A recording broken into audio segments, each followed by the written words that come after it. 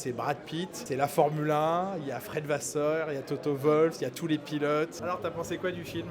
J'ai bien aimé, c'est divertissant. Les caméras embarquées sont dingues avec des axes qu'on n'a pas sur les vrais Grands Prix. Et ça s'inspire beaucoup de vraies courses qu'on a vues, que tu as commentées, de scènes qu'on a vues dans les paddocks. Après, bien sûr, c'est Hollywood, donc il y a des choses qui font sourire, mais dans la globalité, ça fonctionne. Alors déjà je suis d'accord avec ce que tu as dit.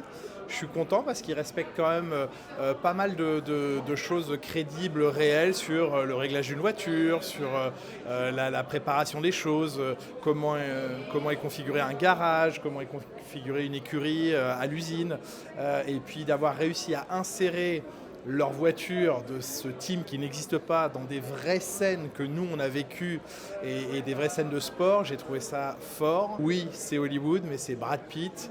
C'est la Formule 1, il y a Fred Vasseur, il y a Toto Wolff, il y a tous les pilotes. C'est souvent drôle en fait, il y a beaucoup de petits clins d'œil drôles. Il y a des scènes dans la zone des interviews, je les ai vues filmer. Brad Pitt, au moins 15 fois, il est passé devant nous pour faire une fausse interview. Ça dure 6 secondes dans le film et tu dis autant de travail. Je me souviens du premier jour où ils ont tourné à Silverstone sur le Grand Prix il y a 2 ans. Il y avait d'énormes moyens techniques dans le paddock et j'avais l'impression que Brad Pitt allait faire une cascade, que tout allait exploser. Et c'était juste pour filmer le paddock et des gens de la fausse équipe qui marchaient. Et là, le plan dans le film, il fait 2 secondes. Et ça a duré toute la matinée du jeudi à Silverstone. Et je regardais en me disant, il va se passer un truc. Et non, c'était juste pour des gens qui marchent. Et ça aussi, c'est Hollywood. F1 le film, et nous on fait F1 la vraie vie. Et rendez-vous dans les salles de cinéma.